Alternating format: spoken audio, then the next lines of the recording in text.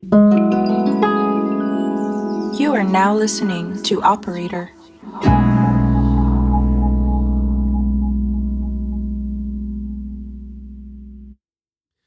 Hello, everyone, everything, all that is listening to the early current. It's been a while, a long while. I've I became father of another baby, another son, Gabriel and Gabriel. Let's say it correctly. So I've been very busy.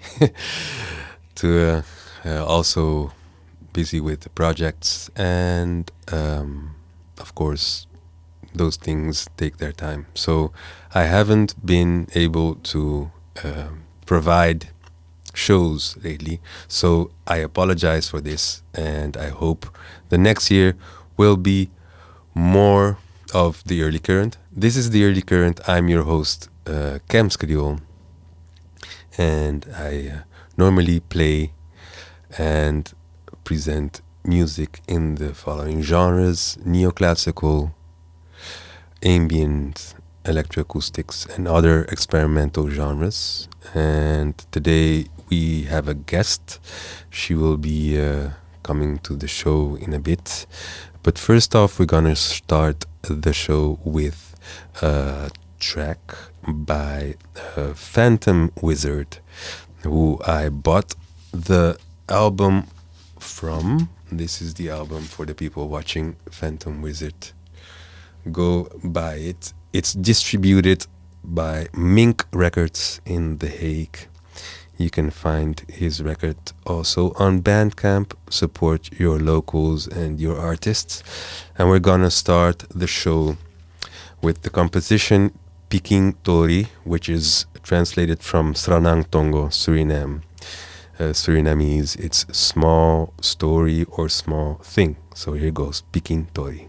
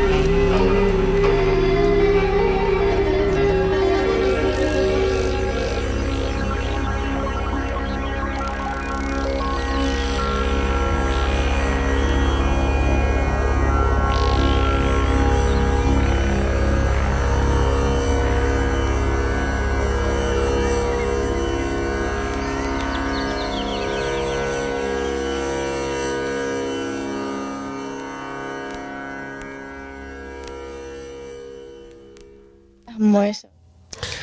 That was Pikin Tori. Very beautiful composition by Phantom Wizard.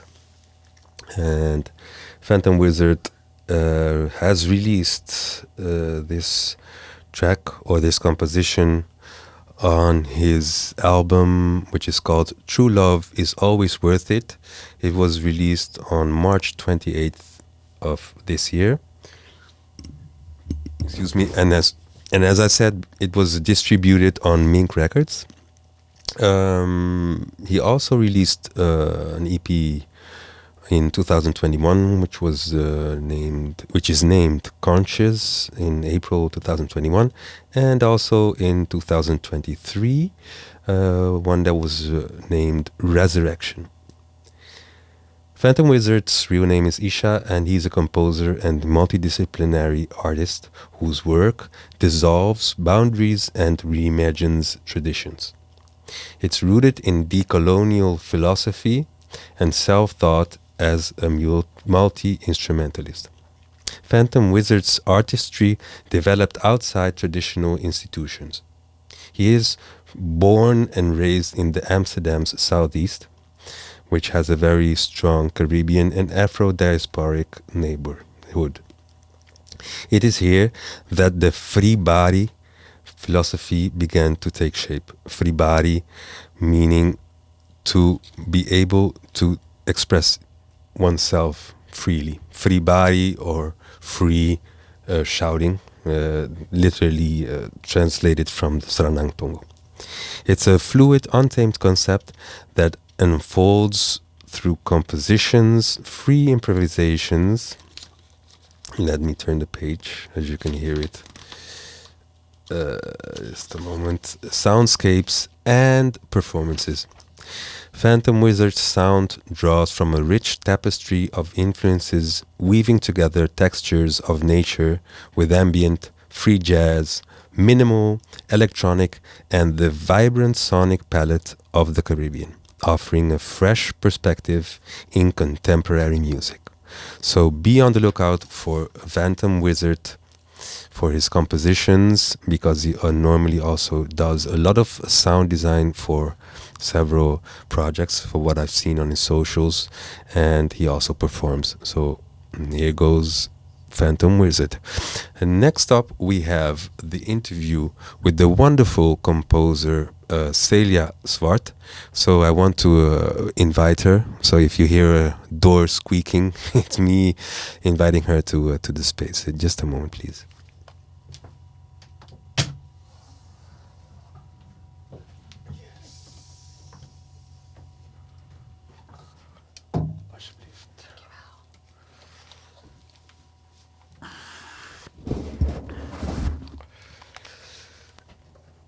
Hello, Celia. Hello.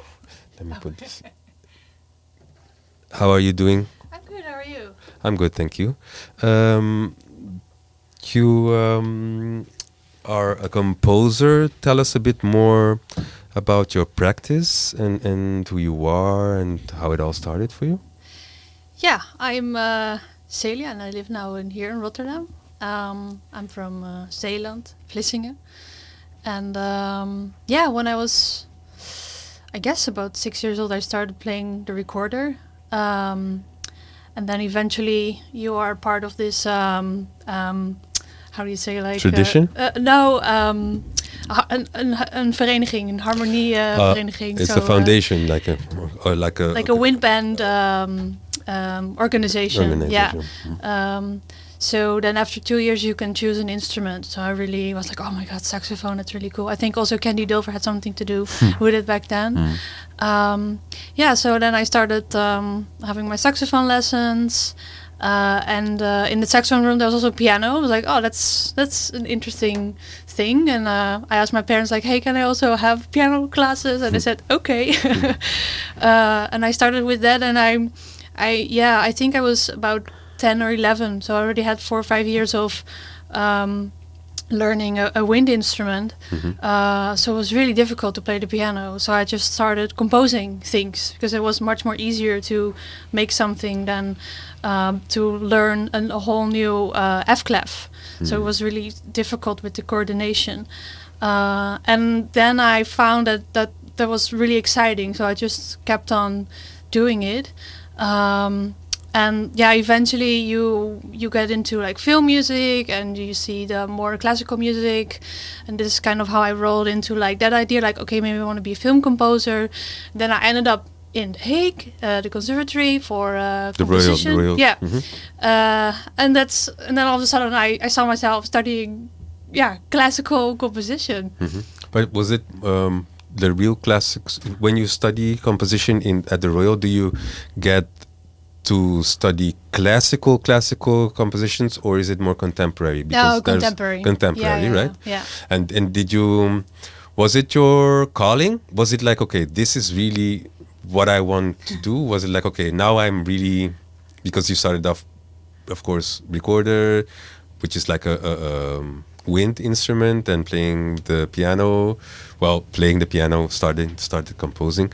Did you immediately feel like, okay, this is gonna be what I want to be doing my whole life? I was not aware of that. Like, is this my calling? I also was really new to it, to this contemporary music.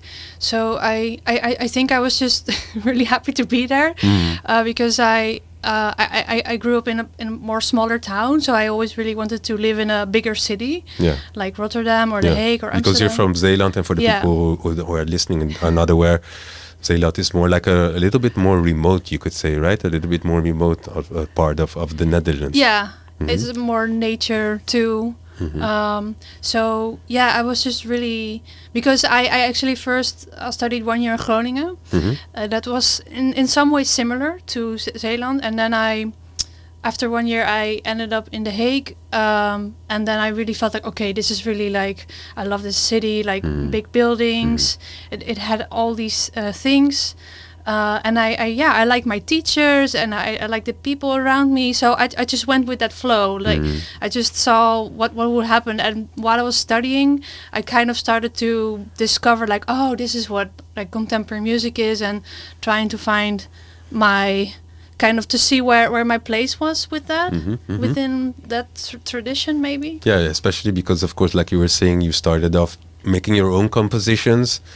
So I presume that they were maybe already a little bit more contemporary based, because you weren't composing for a symphony, right? You were just playing like melodies that came into your head, and started composing smaller compositions, I presume, when you were younger. Well, in my teens, I actually composed a lot I had a band with drums and bass guitar, piano, and then me and saxophone.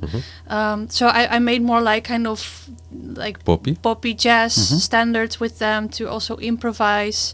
So that's how I started. And then I think I had a friend who was studying film music. So he said, oh, can you make for this scene some music? Oh, nice. So this kind of went parallel. And also when I was studying, it still went parallel, this kind of more contemporary music. So making music for other people, and then making making music for my band. For your band, yeah. But you were, of course, when you were actually already composing with other people, performing, of course, or executing your ideas. Basically, right? Yeah, that happened in The Hague. Yeah. And then from there on, because now I came through. I of course you sent some compositions to me through Alfian. Where do you feel like is there? Do you perform your own music, for example? No.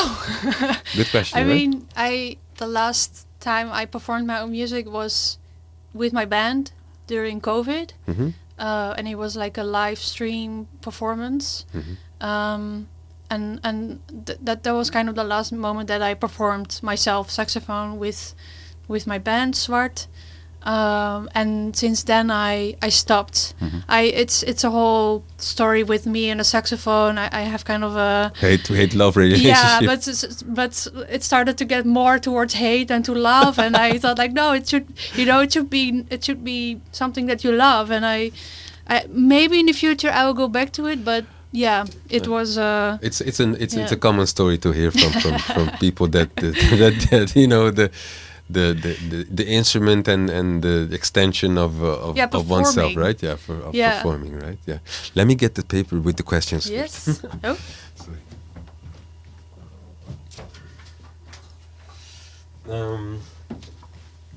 What has been for you the greatest challenge in the process of becoming the composer you are right now? Well, while I was studying, I did not really know much about the contemporary music scene in the Netherlands. So that was like a big question mark for me. Like, okay, how am I gonna make this my work? Living. Yeah.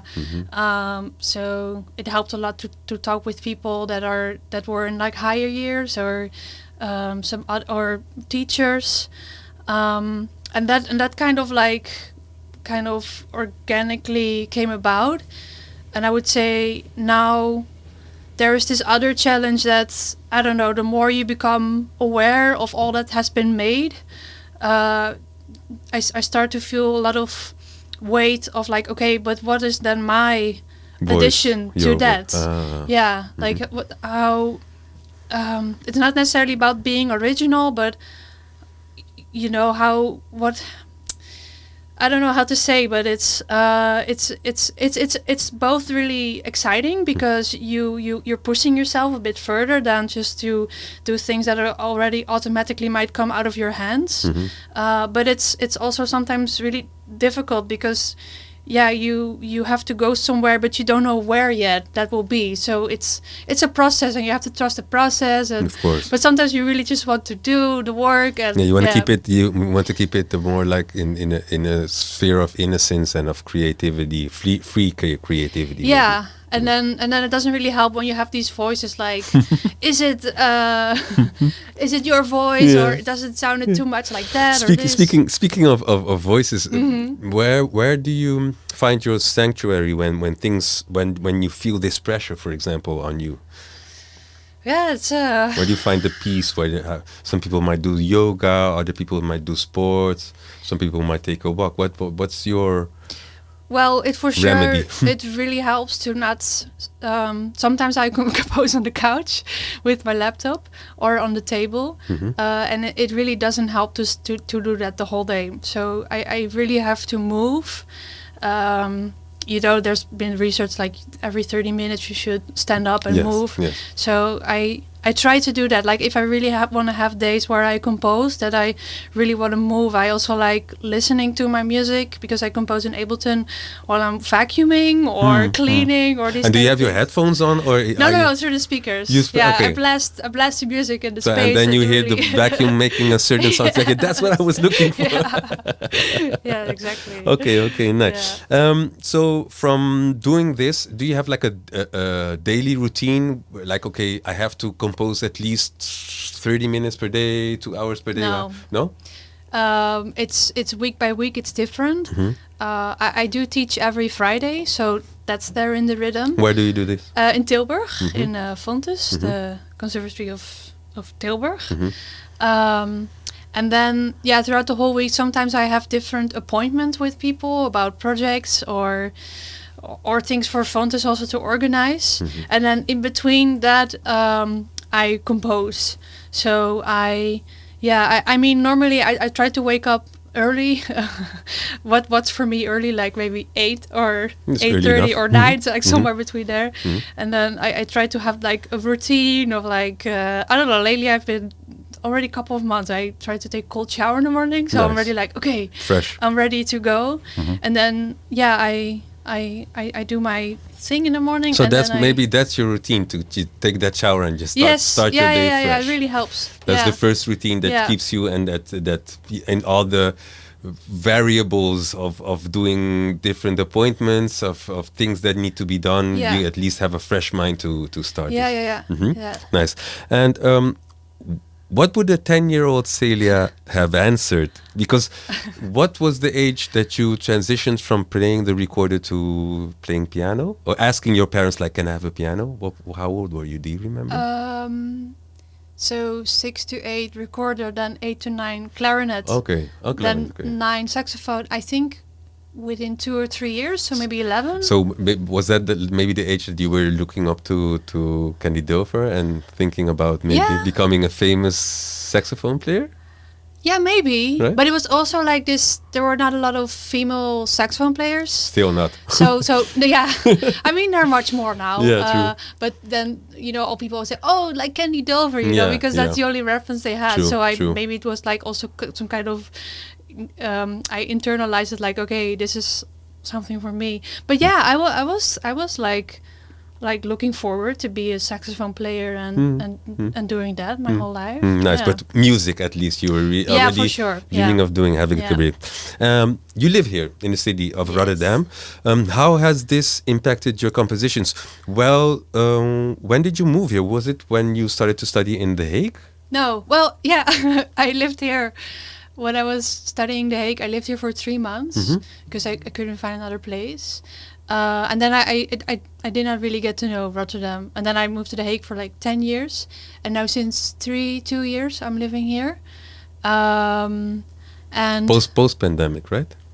yeah, Okay. yeah, post, yeah. So I don't know. Yeah, I don't know. I know that The Hague has really impacted myself and my composition practice, but Which is because The Hague is more, for the people who don't know, The Hague in comparison to Rotterdam, it's more like a classical city, right? yeah, Much Yeah, more yeah. than Yeah. Rotterdam. I but would they say. do have also these like high Buildings. buildings right after the central station. True, and they have a Yeah. tradition of for people I know, because I've had a lot of guests that studied sonology, in excuse me, in The Hague, and of course you have the Instrument Inventors Institute, I in The Hague. Oh, Yeah. So okay. I'm aware of that. The Hague actually is pretty forward thinking in arts and music sense, right? And did you feel a shift while coming to Rotterdam? Did you feel more like, okay, I can separate my work from because for example, you're teaching in Tilburg, and then you're living in Rotterdam, which can kind of keep the distance Yeah. from it's a sane distance, maybe like a safe distance for yourself. From Rotterdam to Tilburg. Yeah. Yeah, maybe that's. I don't know. I'm trying to imagine what it would be like if I would also Live in work Tilburg, yeah. If you could, Yeah, or here, you if would I be in teach in Tilburg and then Rotterdam. seeing all your students the Yeah. whole time, bumping into them, etc. I don't know if that would happen. Sometimes you have neighbors, but you never see them. So, True. I don't know. I think I like the transition from, okay, you do this here and then you go there. Yeah.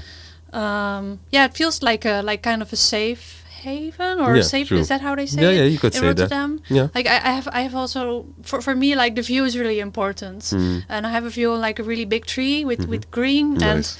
and on a street, and for me that's enough to feel like okay. Nice. Something's going and I can Nice. go on with that flow. That's one of your sanctuaries too. Yes, yeah. We're gonna listen to. I think we're gonna listen to one of the compositions that you mentioned.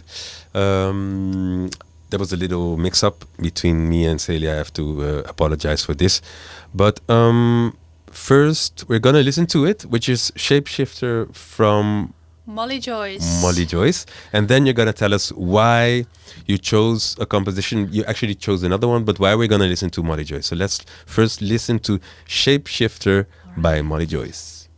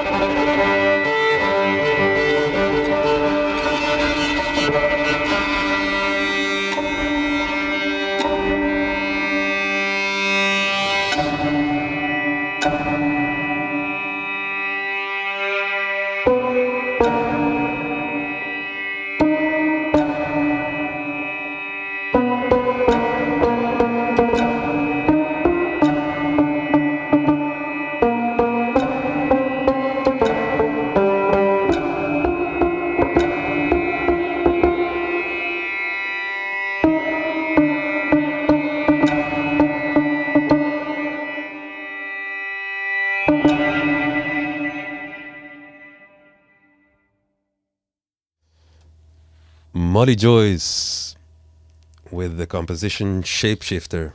Very rock and roll. I was Yes. A surprised. Yeah, a banger. Like they got it, a banger. Yeah. Why this composer and this sound? What did this? How has it been of influence to you, Celia? Yes. So when I first started out studying, I met her in my first year in The Hague, and I heard. I think I heard the other piece from her, Be Live, and I was just like amazed, like wow, this is amazing. So it was like live violin in the middle of the audience instead of like on a stage, and then there was like I think surround speakers with the sample track, and I love the atmosphere and what she did with the material, and I don't know, it's just everything. And I went up to her afterwards like, how did you do that with the sample track? I said, oh, I just used Logic, and I was also using Logic, so I was like, oh, I can. This is something. Yeah. So I was just really. It opened like a door for me. Like, okay, this is music I'm really excited about. Nice. And the because the performances or the compositions I've heard from you, they vary. They can be with string, but they can also be other compositions execute. Do you always have like when you're composing, do you always have like, okay, this is a piece for cello, this is a piece for this is a piece for that? Yeah. Do you have this immediately? Yeah. Yeah. It's very important to know what instrument and even the musician you write for. Yeah. Because of the expression and the sound, and the timbre, the techniques, exactly. and they are a big part of the composition. Yeah. So I'm not really a composer that just writes the notes and that can be performed by any person. That's also really cool and interesting. But that's just I just really love sound, the sound world, and how that sound develops. Nice. Yeah. And so you compose with someone in mind actually already. Yeah. It's always I always know who I'm gonna be working with. Nice, yeah. Nice. And they always say yes? They ask me, no. I mean, most of the time it's sometimes I do ask musicians, and sometimes they said no, we're not a duo anymore, but then I ask again a few years later, and they are back together. Nice. Yeah, so nice. What have you been up to lately, apart from, of course, teaching? Do you have any releases or any? What was your last project? Because we actually, for the listeners, this is background information. I had some technical issues with the SD card. So that's why Celia was so kind to come today live. But during that process, you were working on some projects already, right? You had been composing, of course. What was your last composition? So that's also the piece I brought today for string quartets. 2 pieces, and they were based on poetry bundles. Poëzie bundles. It was for the Grote Poëzieprijs here in Rotterdam. And I composed 2 pieces based on these poetry books. And that was really interesting because I only had a month to make 2 pieces, and they each had to be like between 2 and 3 minutes, which is really difficult. And I don't think I should do it again because it's impossible, because I like to build something up, and then something happens and it's very short to do that with 2-3 minutes. So they ended up a bit longer. That's kind of and in the meantime I've been doing a lot of like pre-production, so a lot of things that I will do next year. I want to make an album with strings, nice. So with piano and string quartet, but also in a duo formation. So I'm doing a lot of pre-production with like fondsen, with subsidie, and also thinking like, okay, what should these pieces about, because I want them to be individual, like standing on their own, but also they should like be coherent. Yes, coherent. Like be one body. So this kind of like more easy Nice. year. Where can we listen to the first? Of course, we're gonna listen to in a while. We're gonna listen in a bit to one of the last compositions. But can people find them online, or what is the poetry bundles? Yes, they're on my SoundCloud. On your SoundCloud, okay. For the people who are listening, go to Celia Swart, which is Celia and then Swart. Right? Indeed. Yes. Right. I asked you to bring also a composition which you brought, and this is Losvoelen. Yeah. Yeah. How would you? Because I was trying to find a way to translate this into English. Yeah. Losvoelen. Yeah. Yeah. What's the best way of a translation of a way to translate Losvoelen? What do you do when you losvoel? Yeah, it's so in the poetry bundle. It's been used to describe different moments.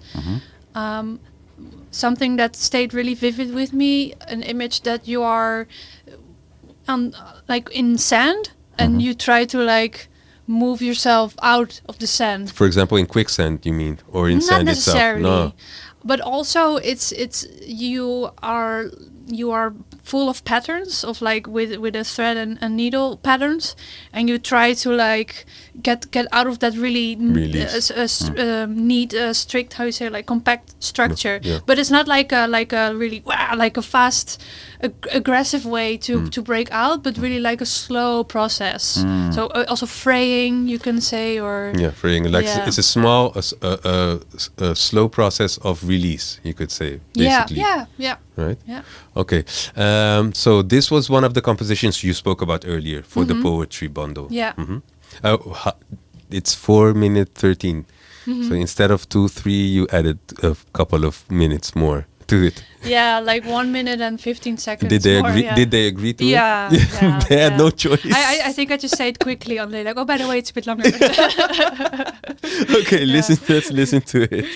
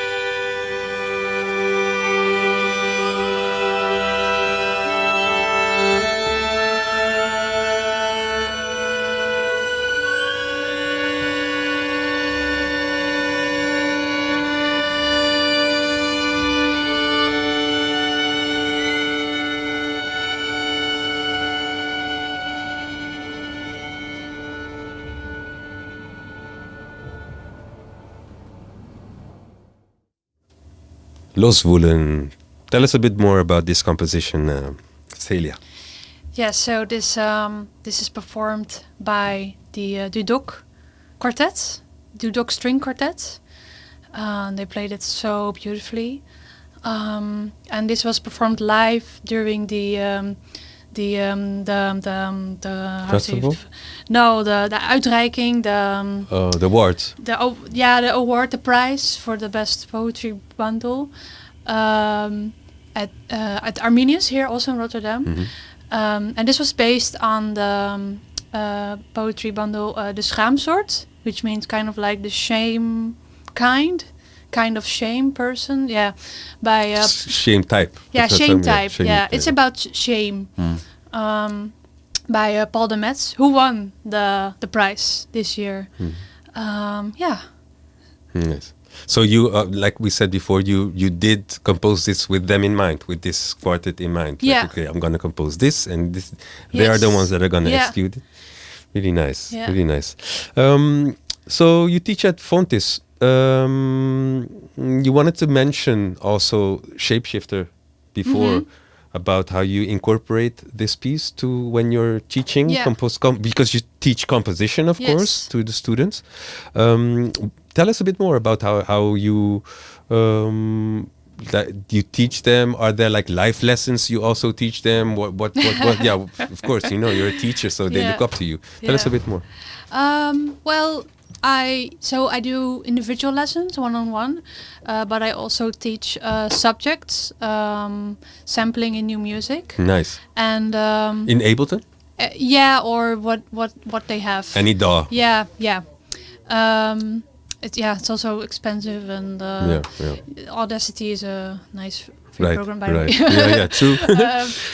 So yeah, I with that I really like that subject, because I tell them, like, okay, I'm really gonna give limits to what they can do. So you choose one instrument and you have to sample them, and the sample cannot be longer than, I don't know, 5 seconds, and then you have to make a track out of that.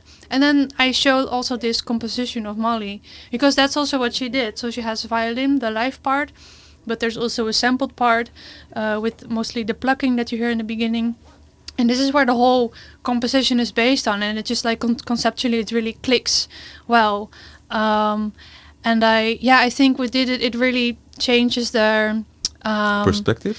yeah. It's just a new way to make music, to compose, and Because they normally come from a tradition of complicated arrangements and is it maybe that? well, they're bound to the program, the notation program. Yes. And I always hope with like Ableton or Logic or Audacity that it's a much more freer space to compose, and it's also a different way of looking at music, and because you have a live element, but you also have like a thing that you already vastleggen, that you You record or you eternalize. Yeah. Yeah. And yeah, also sometimes like the sky is the limit, but it's sometimes really good to have really limited. Yeah, narrow down to Yeah. one concept Yeah. and try to keep focus on one thing. Otherwise, you can. Yes, yeah. Without limitations, you kind of get distracted. Yeah. There's too Yeah. much choices. Yeah. And Keuzestress. always really cool, interesting music comes out of it when they make it. And I was like, oh, this is what you made. Like, Nice. like cool. Yeah. Nice. And how do they experience? Do they get surprised by what they are able to compose? How is their Do they get surprised? What? Yeah. for themselves by their own? Yeah, I think especially students who don't have a background using a DAW. a DAW. It's really interesting. I see them really lighting up, like, okay, Nice. oh, this is something that I can do. Nice. Yeah. So they see Yeah. you broaden their horizon with the DAW, basically. Yeah, I hope so. Nice. You're also a visual artist. What are the similarities to composing, and what are the differences? Ooh.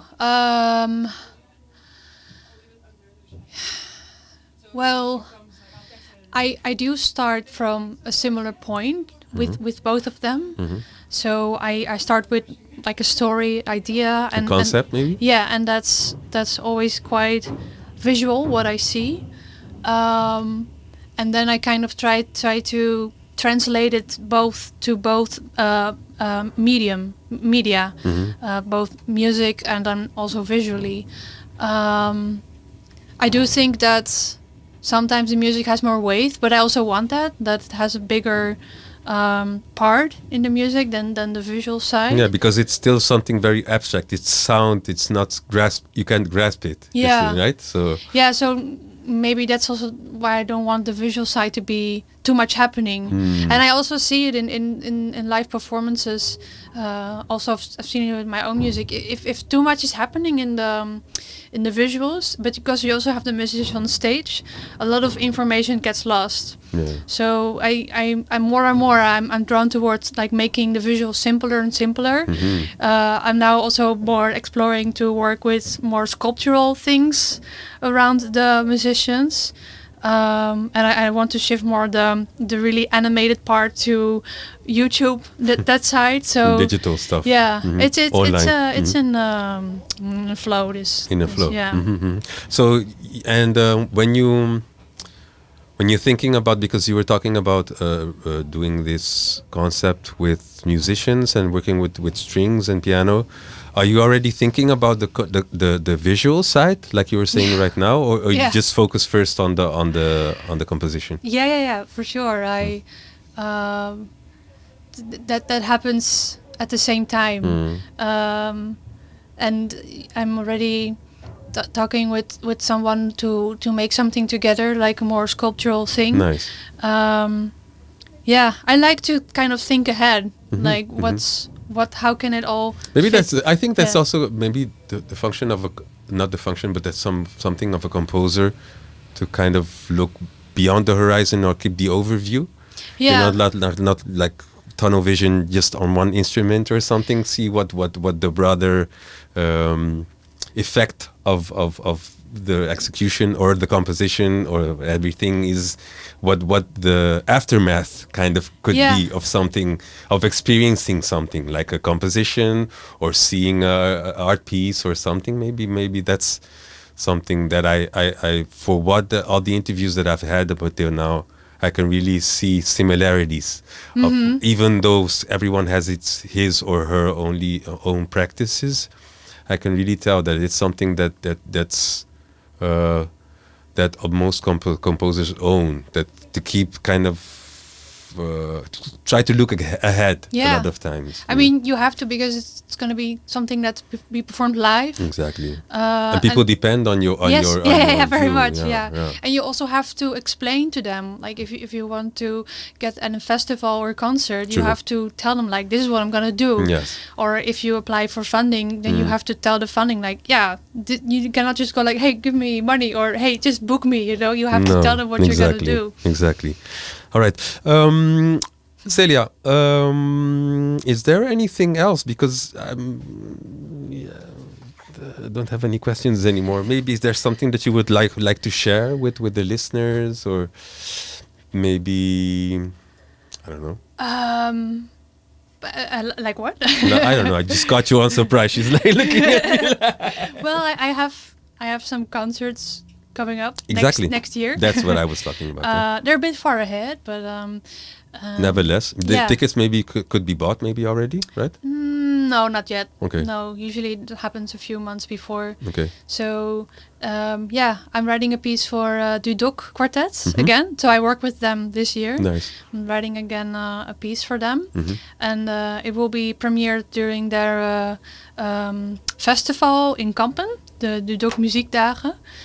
And I'm also composing a piece for Shane van Neerden for piano, who I also worked with before. So I'm really happy that I'm working with people that I've worked before. That's really great. And that will have its premiere at the Grachtenfestival in Amsterdam. So on the top of my head, this is what I know. Like just the upcoming. Yeah, there are more things happening, but people should follow you online. Basically, it says Celia. It's CELIA, and then Swart, SWART. Is it .com or Yeah, there's a line in between my Okay. name. Oh, that's the Yeah. underscore. You mean? No, or, not or- underscore, but the middle line. Okay, okay, And okay. then Yeah, .com. yeah, Yes. okay, okay. So that's I want to thank you very much for coming to the show, Celia. I want to also apologize to the listeners for my stumbling into everything, which lately I've been a lot into chaos. But also for people who are curious to see my works, pretty soon my works will be. You can see my work at the new institute here in Rotterdam from the 4th of December until May. I will be part of an installation. And as a composer myself, I have to promote myself more, basically. And it's interesting. So for the people who will look it up, they can find on my socials. I'll be posting this pretty soon. I want to thank Celia once again for having the patience, coming to the studio, sharing your voice, sharing your story, sharing your music, your compositions. And Thank you for having me. Thank you for your time so much. I want to thank Operator Radio. And I think next up is the V2 show. I want to send all my love to my loved ones, my wife, my kids. Thank you so much for having patience with me in these dire times. And I see you all, hear you all pretty soon. Thank you. This was the Early Current 27, and I'm signing out. Kems, Kriol. Bye-bye.